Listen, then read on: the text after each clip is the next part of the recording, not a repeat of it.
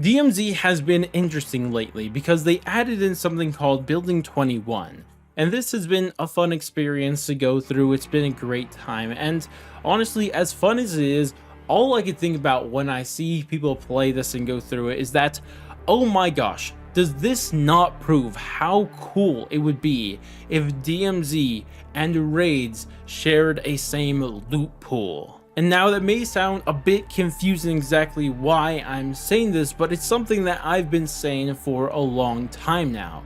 The two game modes just seem like they would work so well together if they were just connected, but instead, they're just not. But to really explain why I think the shared loot pool would make a humongous difference for both game modes, I first need to quickly explain how both the systems work, even though I'm sure most of you guys already know. Now, DMZ, of course, is an extraction game, right? You go into the game, you loot guns, backpacks, satchels, score streaks, and self-revive, and all the other things that you loot. And from then, if you then exfil successfully, you're able to keep all of that stuff in a lobby menu. Now, of course, it's kind of limited right now because you can only save multiple keys or weapons. You can only hold one backpack, one self-revive, one score streak, and stuff like that, which is incredibly limiting, and I think they should really change that, but that's not really the point. But the overall is that you get to keep all this loot that you just looted out, and it's saved in the menus.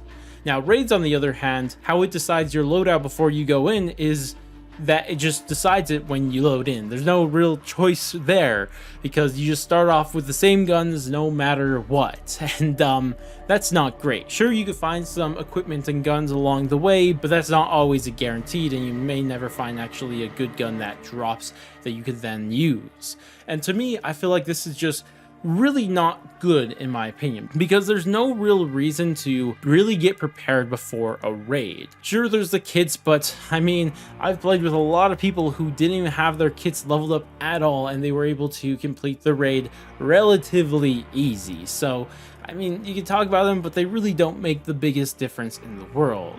So to me, this is a pretty big problem because that's just not how raids work in other games that have raids. I mean, you could think about some smaller ones like the Division 2 and stuff like that, but if we want to look to the gold standard, what we really want raids to be, we have to look to the, top of the mountain, and of course that's going to be Destiny 2. And Destiny 2's raids work really, really cool because outside of the raids, there's a whole game, right? And in that game, you're leveling up not only your character, but on top of that, you're going around and finding some loot, and of course some pretty rare loot on top of that. This could be guns, of course, it could be equipment, it could be tacticals, lethals, or whatever the equivalent are in Destiny of those things. And then when you have all those things, you have them collected, then and only then is it a good idea to run the raids, because you need to have this better equipment. And this, of course, brings some higher stakes into the raids, and it makes it where you have to get prepared for them. And this, of course, is why raids are considered a pretty hardcore experience, because they want you to get prepared in this way. And if that is what Infinity Ward also wants for its raids, it should probably start taking some notes.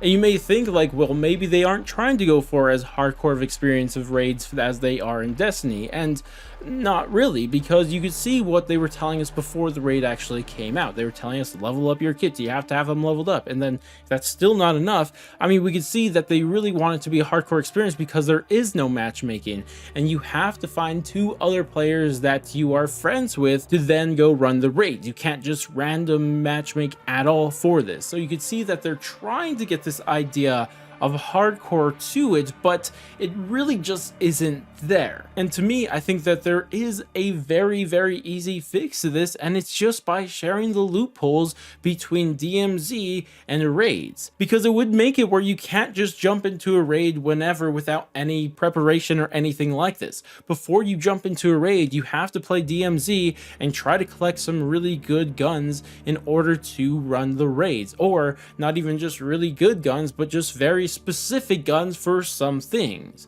One thing that really isn't shown inside of the first raid that we got for DMZ, but is seen in many other raid games, is that sometimes in these raids you need a very specific gun, a gun that normally isn't that good, but it's really good for that raid, and that's something DMZ could really provide. Let's just say the Deagle is for some reason a really good gun for one of the steps of the raid, then what you would have to do is actually run DMZ, go get a Deagle that has decent attachments on it, and then you could then run the raid. Like, stuff like that would just kind of bring it into the same category as raids that we've seen from many other raid games out there. And this is exactly why I think it would be a really good idea to connect the loopholes between these two game modes. It gives people more reasons to play DMZ, because you play DMZ more because you want to get the gun, equipment, score streak, or whatever it may be that is really good for that specific raid, so you play more DMZ in order to get ready for the raid.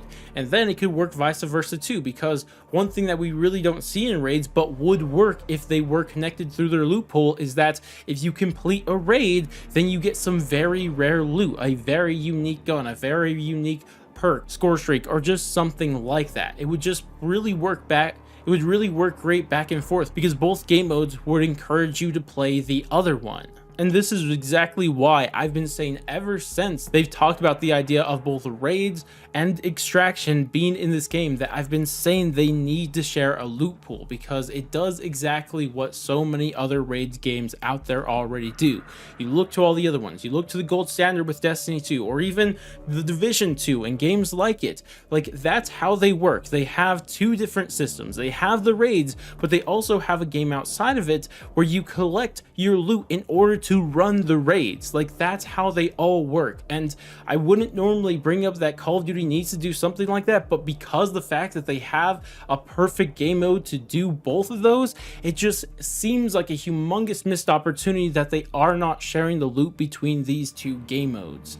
And to me, it would just bring raids closer into that conversation with other raids games out there, because currently right now the raid game mode in Modern Warfare 2 is nice and all, but no one's comparing it to even the Division 2, let alone Destiny 2, right? No one's really doing that because it doesn't have some fundamental things that other raid games have. And that is exactly why I think that they have the ability to do those things, and they shouldn't continue to miss out on them. But of course, this is all assuming that, you know, Infinity Ward actually wants to make a hardcore raid game. But if they don't want to do that, then why are you doing the matchmaking stuff? Why are we doing the kit stuff? And why can't we run it solo or duo? Why do we have to use 3 players every single time? It's just a whole thing. And I mean, it just comes down to it, like, because right now it feels like they're trying to find that middle ground of trying to be hardcore but also not making it too hardcore, trying to find it somewhere in the middle. But instead we're just in the middle, not really satisfying either crew. It's not satisfying the people who want a hardcore raid experience similar to the gold standard raids games out there, and it's not even trying to do something unique as a softcore or a more casual version of raids. It's not doing either of those. It's just in the middle, being annoying to everybody. So Infinity Ward, you need to make up your mind if you want to make a hardcore raid game or a casual raid game. And once you make that decision, you have to start pushing in one way or the other. But until then, we're going to be sitting in between, being uncomfortable for everybody. Regardless though, that's everything I had to say about this whole situation.